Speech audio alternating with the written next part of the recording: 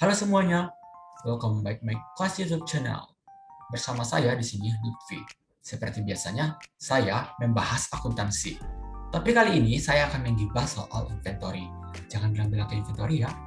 Nah, untuk gibah kali ini saya tidak akan mendapatkan dosa, melainkan dapat pahala. Di materi sebelumnya, saya sudah senggol sedikit mengenai inventory.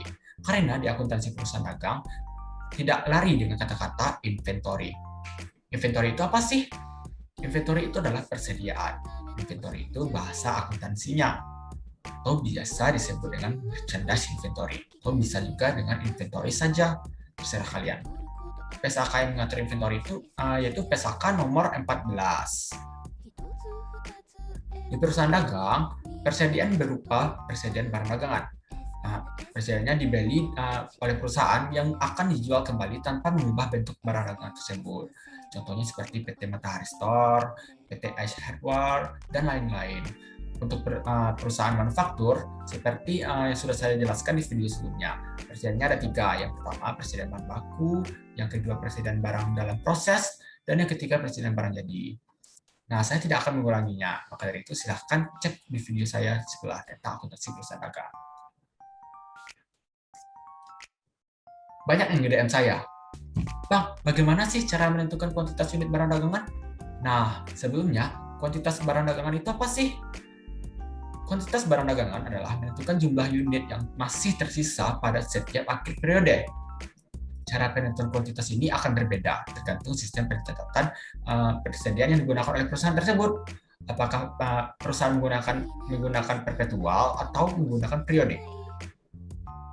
Kalau perusahaan menggunakan sistem perpetual, dapat diketahui dari kartu persediaan yang digunakan untuk mencatat setiap mutasi yang berhubungan dengan barang dagangan.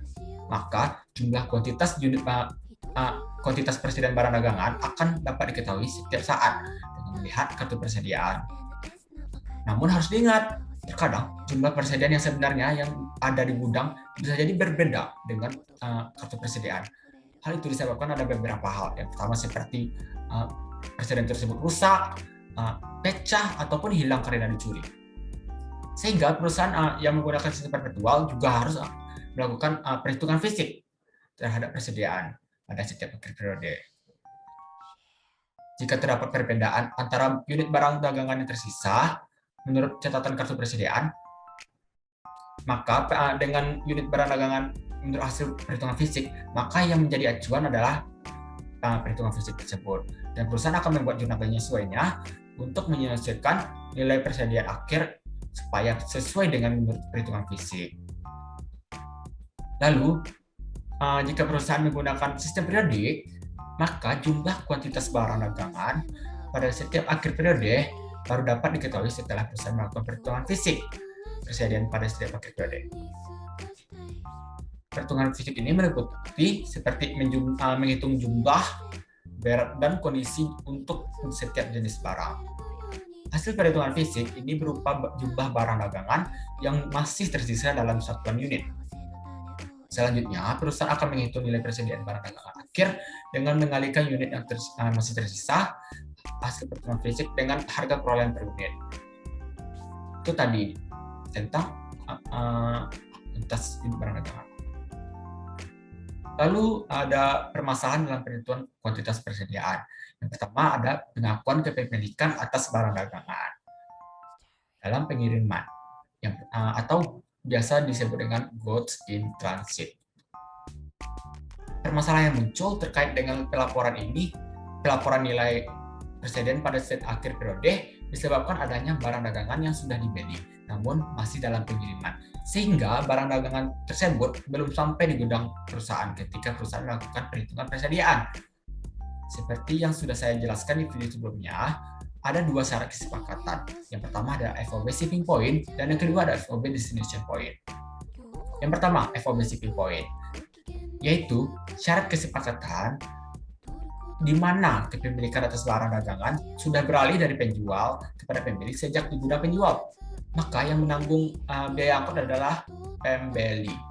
Sedangkan FOB destination point yaitu syarat kesepakatan di mana kepemilikan atas barang dagangan baru beralih dari penjual kepada pembeli setelah barang dagangan tersebut sampai di gudang pembeli. Maka yang membayar biaya angkut adalah si penjual. Misalnya nih, perusahaan yang saya berada di Kota Padang yang membeli barang dagangan di Kota Jakarta.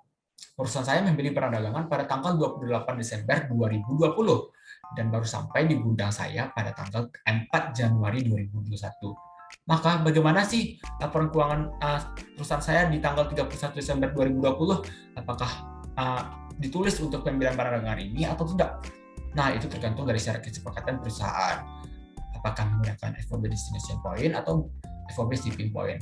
Jika kesepakatan yang menggunakan FOB Shipping Point, maka kepemilikan atas barang dagangan yang dibeli pada tanggal 28 Desember 2020 sudah beralih dari penjual kepada pembeli sejak di gudang penjual di Jakarta. Sehingga pada laporan keuangan saya di 31 Desember 2020, perusahaan saya sudah boleh mengakui barang dagangan tersebut sebagai persediaan barang dagangan yang akan dilaporkan sebagai aset lancar perusahaan.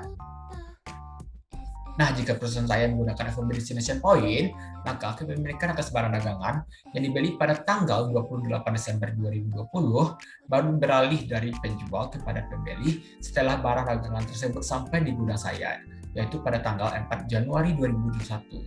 Sehingga pada laporan keuangan saya di tanggal 31 Desember 2020, perusahaan saya belum boleh mengakui barang dagangan tersebut sebagai persediaan barang dagangan milik perusahaan.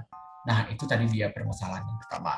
Lalu ada permasalahan yang kedua, yaitu barang konsinyasi, atau biasa disebut dengan barang titipan. Barang konsinyasi atau barang titipan yaitu barang dagangan milik perusahaan orang lain, atau yang dititipkan oleh mereka kepada perusahaan kita untuk dijualkan. Perusahaan yang mempunyai barang dagangan tersebut akan menetapkan barang harga jual atas barang dagangan tersebut. Nah, dan bagi perusahaan yang menjualkan barang konsinyasi ini, maka pendapatan yang diperoleh berasal dari selisih antara harga jual barang tersebut dengan harga yang harus diserahkan kepada pemilik barang. Jika barang konsinyasi ini tidak laku terjual, maka yang menanggung kerugiannya adalah pemilik, bukan yang menjualkannya. Kepemilikan atas barang konsinyasi ini masih di tangan perusahaan yang memiliki barang tersebut, bukan barang milik perusahaan yang menjualkan. Sehingga perusahaan tidak boleh yang menjualkan tersebut tidak boleh mengakui barang konsinyasi ini sebagai persediaan barang dagangan miliknya. Nah, sudah jelas kan? Ada dua permasalahan tadi. Lalu yang harus kamu ketahui yaitu bagaimana menentukan nilai persediaan. Ada beberapa metode berdasarkan harga perolehan. Yang pertama, metode identifikasi khusus. Identifikasi khusus biaya ini artinya biaya-biaya tertentu yang diatribusikan ke unit persediaan tertentu. Dengan metode ini, suatu entitas harus mengidentifikasikan barang yang dijual dengan jenis barang persediaan secara spesifik. Dengan menggunakan metode ini, maka perhitungan perpetual akan sama dengan menggunakan metode periodik. Hal ini dikarenakan dengan sistem identifikasi khusus ini, persediaan dikaitkan dengan secara spesifik terhadap unit barang tertentu.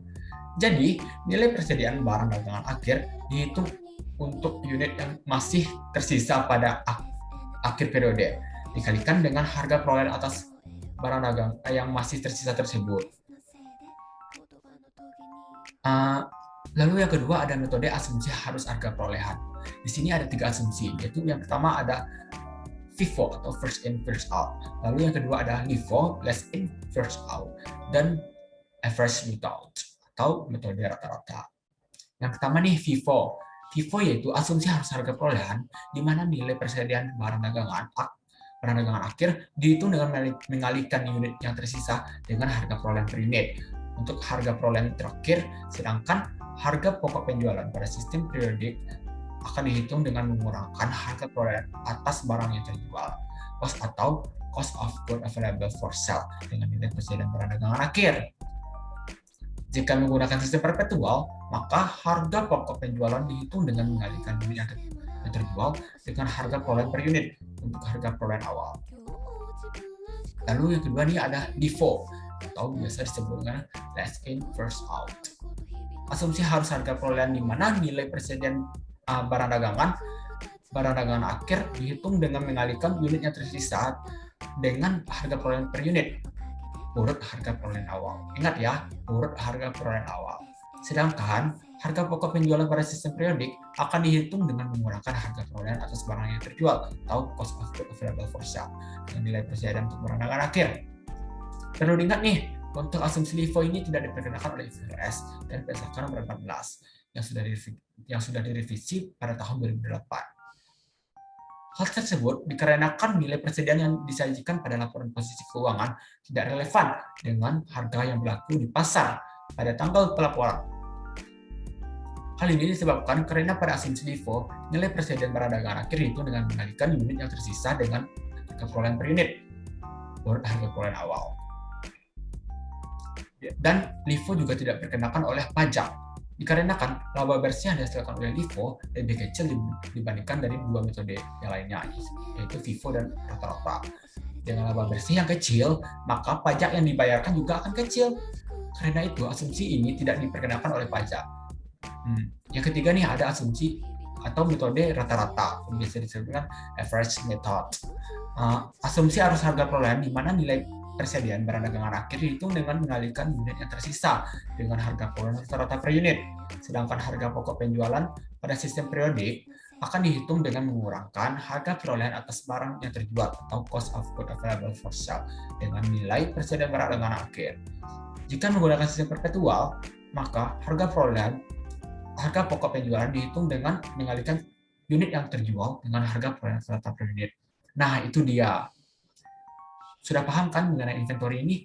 Nah, kalau saya ada waktu, saya akan membahas soal dan saya akan sharing kepada kalian tentang cara mencari FIFO, LIFO, dan rata-rata menggunakan sistem perpetual dan periodik. Mungkin karena